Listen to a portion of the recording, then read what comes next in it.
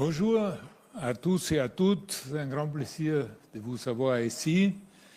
Et c'est pour moi un grand honneur d'accueillir sur notre scène son Excellence, M.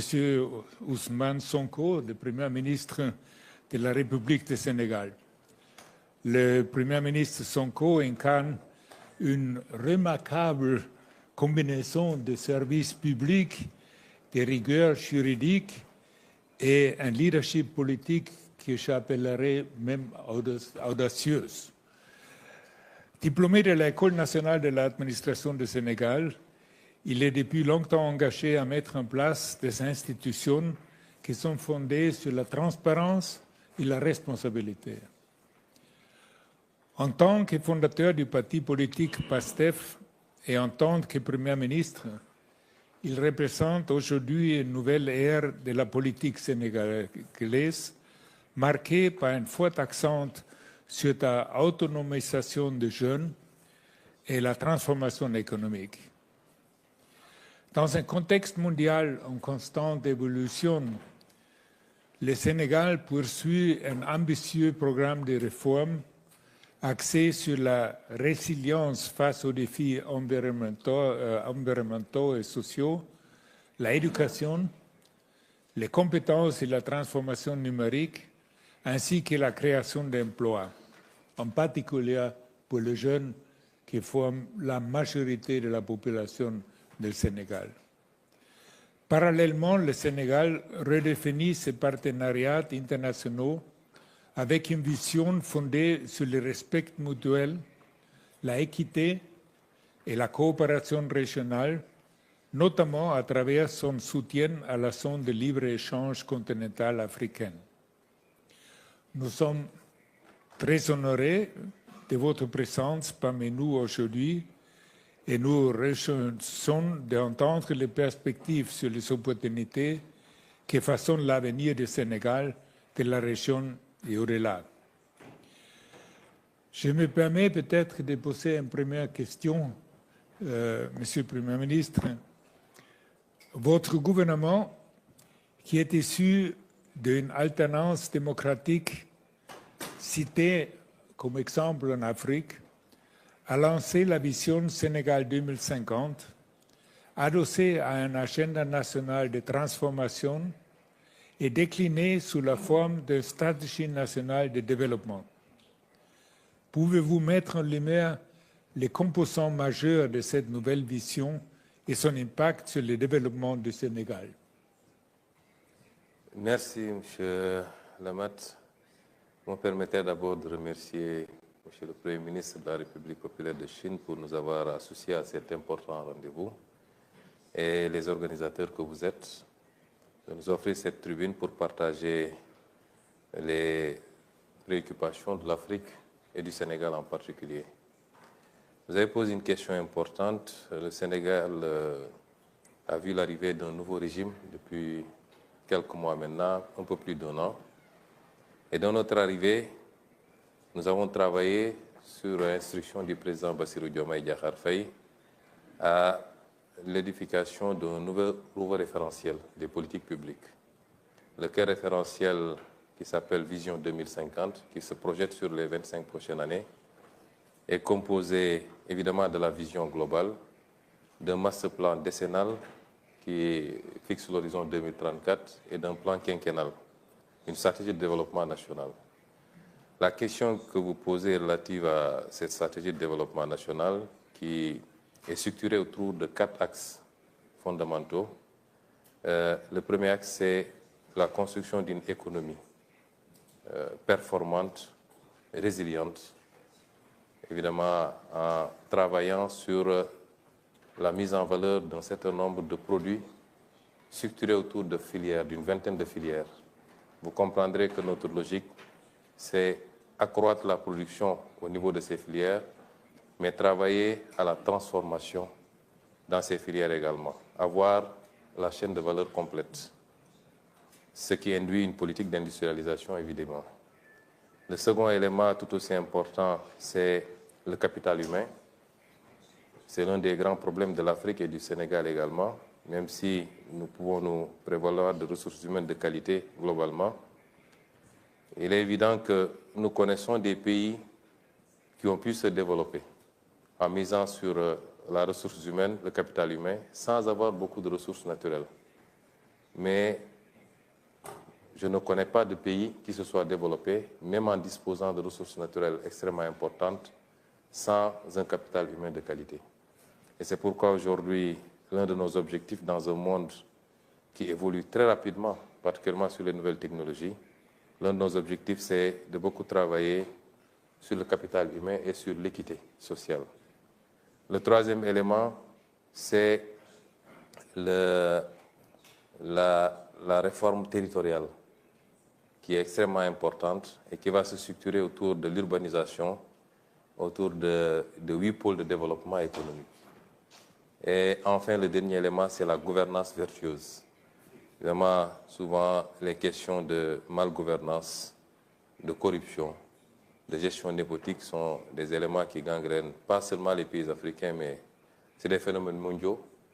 Et c'est beaucoup plus prégnant dans des pays à économie très peu développée. Et tant qu'on n'aura pas réussi à surmonter ces questions, il sera difficile de bâtir un développement solide.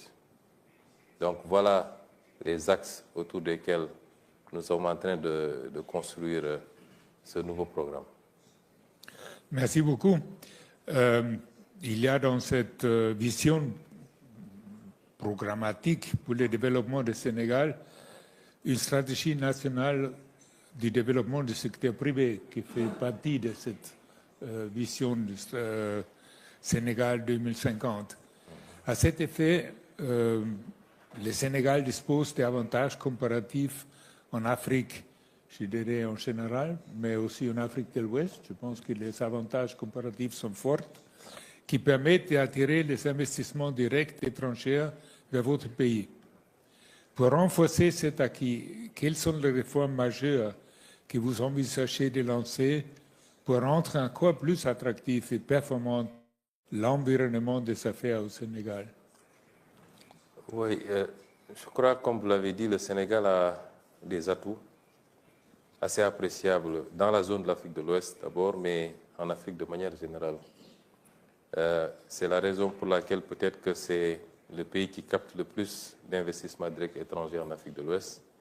Et il est classé dans le top 5 des pays africains qui captent le plus d'investissements directs. Beaucoup d'atouts, comme vous l'avez dit, ça commence par sa position privilégiée dans les chaînes d'approvisionnement. Le Sénégal, c'est la pointe la plus avancée en Afrique de l'Ouest, qui est pratiquement à 7 heures de vol du continent américain, du continent européen et de tout le reste de l'Afrique. C'est du continent américain, européen et même une partie de l'Asie, notamment les pays du Golfe, mais également de tout le reste de l'Afrique.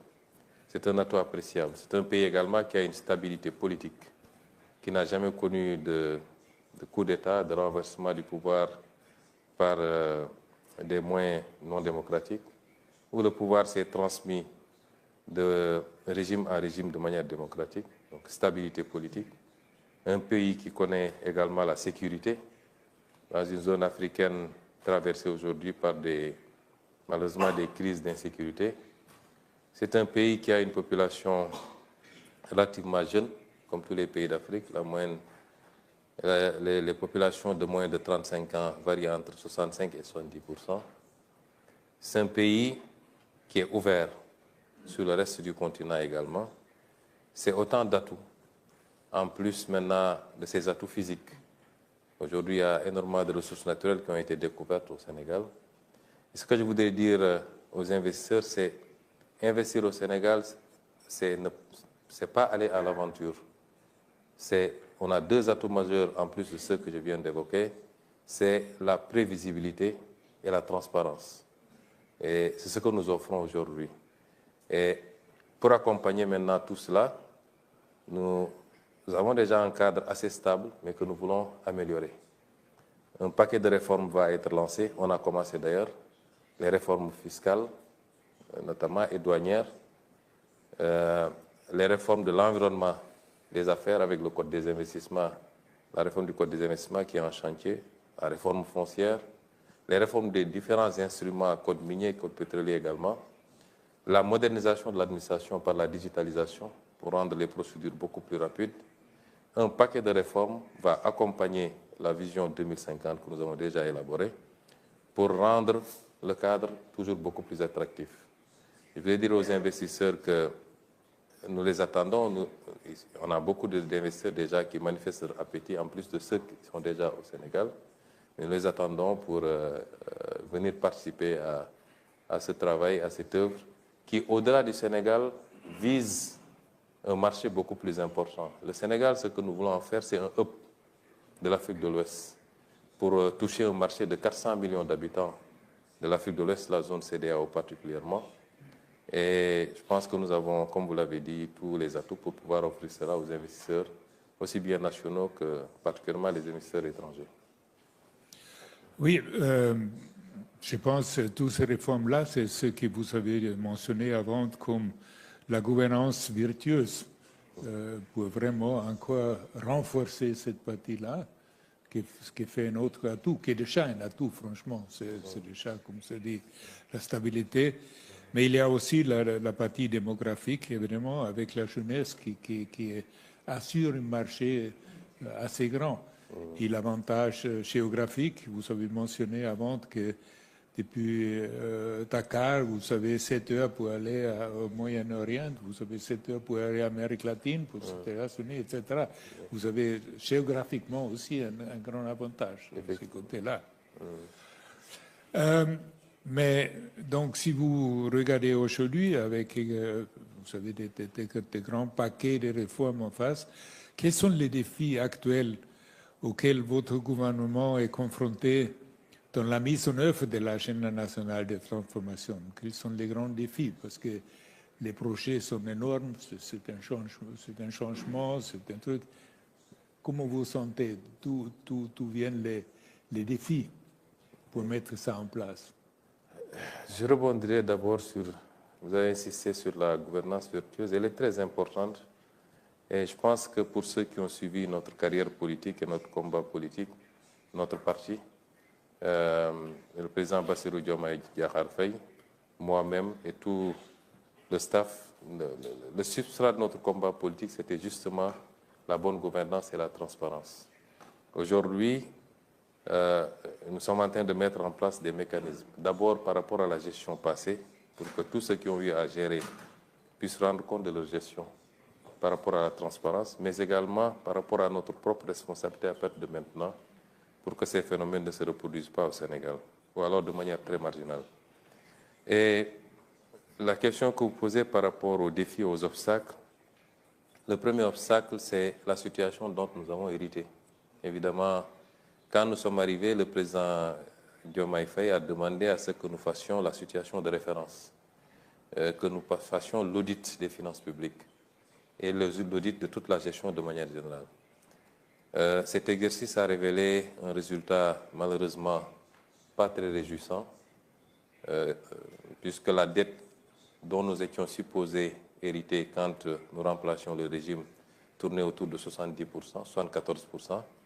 Et quand nous avons fini l'audit, la dette avoisinait les 100%.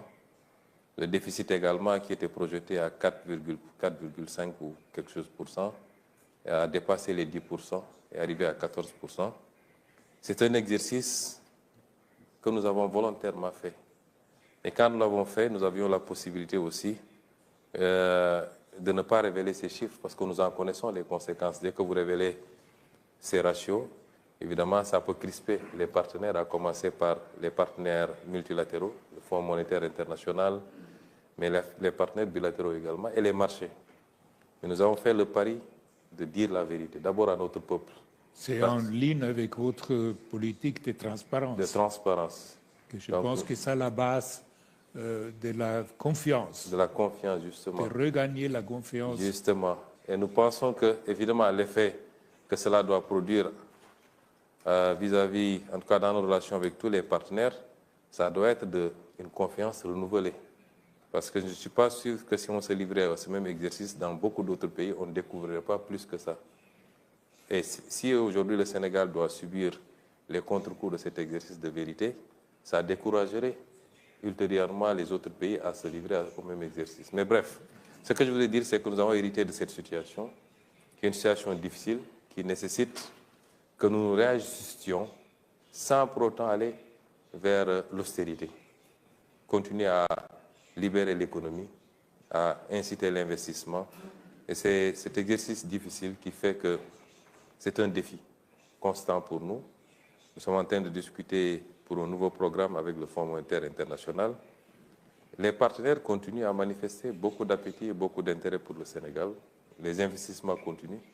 Mais notre option, c'est d'accélérer le rythme parce que nous voulons que le Sénégal et toute l'Afrique, nous le souhaitons pour toute l'Afrique, puissent aller vers un processus de développement accéléré. Comme on a vu ce phénomène dans ces pays d'Asie, par exemple, la Chine, les dragons d'Asie, où sur un temps de 25 ans, 20 ans, 30 ans, des progrès substantiels ont été enregistrés.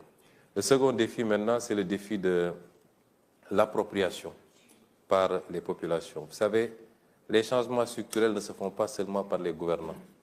Il faut une dynamique d'ensemble. Il faut que les populations puissent bien comprendre, au-delà de la situation dont nous avons hérité, les objectifs que nous sommes assignés et ce que nous sommes en train de dérouler, et que nous puissions avoir une masse critique de ces populations-là qui accompagnent ce mouvement. Et le troisième défi, c'est celui de la mise en œuvre. Évidemment, nos pays ont souvent péché à ce niveau-là. Dans le passé, il n'a pas manqué de bons plans de développement, mais à la mise en œuvre, il y a toujours des problèmes. C'est pourquoi nous avons mis en place tout un mécanisme pour la mise en œuvre, le suivi et l'évaluation des delivery units, d'abord à la primature dont je suis le Premier ministre, mais également dans les ministères. C'est tout un travail qui est en train d'être fait pour gérer ce programme avec toute la rigueur qui s'y est, parce que nous pensons qu'en Afrique, il n'est pas question de réinventer la roue. Ce qui a été fait ailleurs et qui a produit des résultats, si on le fait avec la même rigueur, on aura les mêmes résultats en Afrique, sinon plus. Dans ce sens-là, votre gouvernement vient de lancer le New Deal technologique qui a pour ambition d'inscrire le Sénégal dans la trajectoire d'un pays avec une administration moderne et efficace, bénéficiant des retombées de l'écosystème numérique. Au regard des enjeux liés à l'intelligence artificielle, secteur dans lequel la Chine se pose comme un acteur majeur, comment le Sénégal pourrait tirer profit de cette révolution technologique? Je pense que ça va dans la même direction que vous avez mentionné. La mise en œuvre, les nouvelles technologies peuvent les aider de la mise en œuvre de nouveaux programmes. Ça aussi permet de réformer le secteur public en certains moments. Ça permet aussi peut-être de limiter toute la partie corruption et agrandir la transparence, parce que tout ça, ce sont les avantages de la nouvelle technologie s'ils sont bien appliqués. Oui, les nouvelles technologies, je crois que c'est devenu le premier facteur dans les politiques de développement de tous les pays très développés comme les pays sous-développés. Et c'est lié également à la multiplicité des applications possibles. Vous avez parlé d'une possibilité, c'est-à-dire les réformes administratives qui peuvent être accompagnées, assises sur les nouvelles technologies, le numérique particulièrement, la digitalisation, mais c'est également l'économie de manière générale, c'est l'application dans des secteurs comme la santé, comme l'agriculture, la multiplicité des possibilités d'application fait que le secteur numérique est devenu un secteur extrêmement important. Évidemment, il y a un pan entier, je suis accompagné ici du ministre chargé du numérique au Sénégal qui a élaboré avec ses équipes le New Deal technologique, qui est un plan ambitieux, structuré autour d'un certain nombre d'axes. Le premier axe, c'est le renforcement du cloud, mais également des capacités de calcul, mais tout ça dans une option de souveraineté. Parce qu'aujourd'hui, en Afrique de manière générale, la question qui se pose, c'est qui gère nos données? Qui gère les data centers? Je crois que, selon les statistiques que j'ai visionnées, l'Afrique ne possède que 1,3% des data centers mondiaux. Vous voyez comme le gap est énorme. Et c'est d'abord une question de souveraineté. Le second élément maintenant, c'est la formation. Investir dans l'intelligence artificielle et toutes les autres options des nouvelles technologies, mais également encadrer par la formation et par le financement les start-up, généralement portées par la jeunesse. Et tout ça dans l'option d'en faire un moteur de l'économie endogène dans notre pays. Le troisième élément, c'est les applications dont on a parlé tout à l'heure. Les applications dans la santé, dans l'agriculture pour améliorer nos performances, dans tous les autres secteurs. L'éducation, évidemment. On parlait tout à l'heure de capital humain, l'éducation. Et le dernier élément, c'est le partenariat stratégique. Nous discutons avec beaucoup de partenaires. Il y a 3 jours à Hangzhou, nous avons visité le siège d'Alibaba, nous avons visité le siège de Brenco, je crois, qui sont très avancés sur les questions d'intelligence artificielle, de nouvelles technologies. Ce partenariat stratégique-là qui nous permettrait peut-être de bénéficier de cette mouvance tirée par les pays les plus avancés dans le domaine. Donc c'est un élément, un facteur extrêmement important et nous invitons également tous les partenaires à une coopération, une collaboration très approfondie dans ce domaine. Dans la partie des avantages comparatifs, l'infrastructure, à mon avis, au Sénégal, il est un avantage comparatif aussi. Si on compare avec les pays voisins, je pense que de ce côté-là, le Sénégal il a un grand avantage aussi. Comment ça se présente dans l'infrastructure numérique? Vous avez aussi un avance sur les voisins ou... Oui, sur l'infrastructure numérique, effectivement. De manière générale, sur l'infrastructure, des investissements ont été consentis. Mais nous considérons qu'il y a énormément de choses à faire. Et dans la vision 2050, nous avons un ambitieux programme infrastructurel, notamment les corridors, les infrastructures qui mènent vers les zones productives, les grands corridors terrestres, ferroviaires surtout, et avec l'axe Dakar-Bamako, qui permettrait d'avoir le chemin de fer jusqu'à Bamako. Les infrastructures portuaires, nous avions un grand port, le port de Dakar. 2 autres ports sont en cours de construction, notamment à Bargny et Ndayan. Nous avons un projet d'un 3e port carrément dans le sud, à Nikin, en eau profonde, qui nous permettrait peut-être de pouvoir l'orienter vers les pays voisins, la Guinée-Bissau, la Guinée-Conakry et au-delà, la Sierra Leone, avec lesquels nous sommes en train de travailler à avoir un cadre de gestion commune d'un certain nombre de nos ressources. Par exemple, nous avons maintenant du gaz au Sénégal. Vous avez du fer et de la bauxite, aussi bien en Guinée qu'en Sierra Leone. Nous pensons qu'en mutualisant, nous pouvons aujourd'hui mettre en place des infrastructures de transformation locale de ces produits au lieu de continuer à les exporter bruts. Donc, il faut des infrastructures pour gérer tout cela. Et nous y travaillons, des corridors qui nous permettent de traverser les frontières et de servir toute la zone de l'Afrique de l'Ouest. Et les infrastructures aéroportuaires également. Nous avons trouvé un programme déjà d'aéroports régionaux, mais nous avons un programme pour en faire beaucoup plus, pour que le trafic aérien, le trafic terrestre, le trafic ferroviaire, le trafic maritime et fluvial, au-delà du Sénégal même, qu'il puisse être sous-régional et nous permettre d'avoir carrément, de faire du Sénégal un hub, mais de distribuer à travers tous ces pays. Il en est de même pour l'infrastructure numérique. Effectivement, nous pouvons dire avec beaucoup d'humilité que le Sénégal a une nette avance sur beaucoup de nos pays voisins. Si je prends par exemple notre société nationale de téléphonie, elle est présente dans beaucoup de pays, elle est présente en Sierra Leone, elle est présente au Mali, et je crois qu'elle est présente également en Guinée. Et évidemment, mais nous considérons que c'est par rapport à ces pays-là, mais nous sommes largement en retard comparé aux meilleurs standards, et nos ambitions, c'est d'aller vers ces meilleurs standards, beaucoup plus que ça. Peut-être la dernière question, je vois le temps.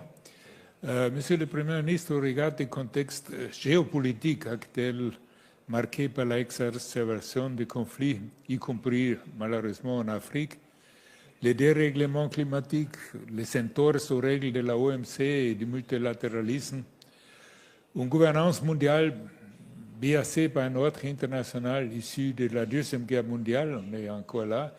Quel regard portez-vous sur le processus de développement de l'Afrique qui accuse un retard structurel en dépit des richesses du continent, de ses avantages comparatifs en termes de ressources naturelles et démographiques? Peut-être une vision plutôt sur l'Afrique de votre point de vue. Oui, d'habitude, nous aimons parler de l'Afrique de manière générale parce que nous croyons à l'Afrique. L'Afrique dans sa globalité, au-delà des frontières qui sont issues d'un processus que vous connaissez très bien. Mais ça ne nous empêche pas de voir que l'Afrique aussi, c'est plusieurs réalités. Souvent, quand de l'extérieur, on parle de l'Afrique, c'est comme si c'était un seul pays. C'est 53 pays avec souvent des réalités assez différentes. Et c'est difficile de parler uniformément d'une seule voix pour toute l'Afrique. Et ça aussi, il faut qu'on l'intègre. Il y a des réalités sous-régionales en tout cas. L'Afrique de l'Ouest est constituée dans une sous-région avec la CEDEAO, même si on a quelques problèmes avec certains pays qui ont quitté. Mais géographiquement, aucun pays ne peut se déplacer. Donc c'est une réalité. L'Afrique de l'Ouest, sur 6 500 000 km², un peu plus de 400 000 habitants, avec des ressources naturelles énormes. Il en va de même pour l'Afrique australe, pour l'Afrique centrale, pour l'Afrique du Nord. Et la théorie des cercles concentriques qui permettait de construire des modèles de développement à partir des zones, des sous-régions, et ensuite de pouvoir se retrouver les 4 ou 5 sous-régions, est la meilleure à mon avis. Pour l'Afrique de l'Ouest particulièrement, vous l'avez dit, nous sommes dans un contexte géopolitique assez particulier, avec une recomposition. Depuis des années, je parlais du piège de Thucydide, avec puissance, un empire qui dominait le monde et qui, de plus en plus, voit d'autres arriver. Vraiment, ça crée des réflexes qui peuvent être des réflexes de repli. Ça peut déclencher des guerres économiques comme on en voit actuellement, avec les taxes qui sont simplement un symptôme, et ça va beaucoup plus en profondeur. Et l'Afrique doit pouvoir se positionner et capter les dividendes de cette situation. C'est extrêmement important ce que je dis. Évidemment, le monde, comme l'a dit tantôt le Premier ministre chinois, doit expérimenter d'autres espaces de croissance. Pour moi, il y a 2 espaces de croissance possibles. L'espace immatériel, et c'est forcément avec les nouvelles technologies qui vont tirer. L'économie classique centrée sur la production agricole, la production industrielle, la production minière, ainsi de suite, va continuer à faire ce qu'elle fait. Mais elle a été dépassée depuis longtemps par l'économie numérique. Et cette économie numérique est le premier espace dans lequel nous avons déjà une compétition assez féroce entre certaines grandes puissances. Mais il y a l'espace géographique qu'il faut rechercher. Et cet espace géographique ne peut être que l'Afrique. L'Afrique est le seul continent où tout est à construire aujourd'hui. Le seul continent où tout est à construire. Et c'est un marché important, avec une demande de plus en plus importante en produits industriels et en services sophistiqués. L'Afrique, ce sera 25% de la population mondiale en 2050. C'est un marché important. Et je pense qu'au-delà des défis auxquels on est confronté, le défi de la stabilité politique, le défi de la sécurité, il est important que le monde comprenne que c'est maintenant qu'il faut miser sur l'Afrique. S'il ne faut pas commencer tout de suite et maintenant avec tout le monde, il y a des pays qui sont moins prêts, et je pense que le Sénégal en fait partie, puisqu'il offre toutes les garanties d'un investissement sécurisé et profitable, et il n'est pas le seul. Et je pense qu'aujourd'hui, c'est le message qu'on peut lancer, mais il y a une bonne partie du travail qui doit être fait par nous-mêmes, Africains. Nous devons quand même donner les garanties et les gages qui permettent au monde d'avoir cette assurance-là, de venir investir massivement en Afrique et de nous permettre d'accélérer notre cycle de développement pour, sinon rattraper le reste du monde, mais aujourd'hui être au rendez-vous, comme disait le président Senghor, du donner et du recevoir. Pour le moment, on n'est pas encore à ce rendez-vous. Et nous en sommes conscients, nous au Sénégal en tout cas. C'est le message que nous livrons à tous nos frères et sœurs africains d'abord, de faire le travail qu'il faut pour pouvoir être propice à cet investissement. Mais c'est le message aussi que nous lançons aux investisseurs. En tout cas, spécifiquement pour le Sénégal, je pense qu'aujourd'hui, toutes les conditions sont réunies pour faire du Sénégal un hub pour l'Afrique de l'Ouest et pour le reste. Et nous invitons tous les investisseurs de ce forum. C'est le sens d'ailleurs de l'organisation du forum Invest in Sénégal qui sera organisé les 7 et 8 octobre. Il sera un grand forum qui nous permettra de présenter aux partenaires les options qui leur sont offertes au Sénégal. Écoutez, Premier ministre, merci beaucoup pour cette très positive, je dirais, prévision, tant pour l'Afrique, mais surtout pour le Sénégal.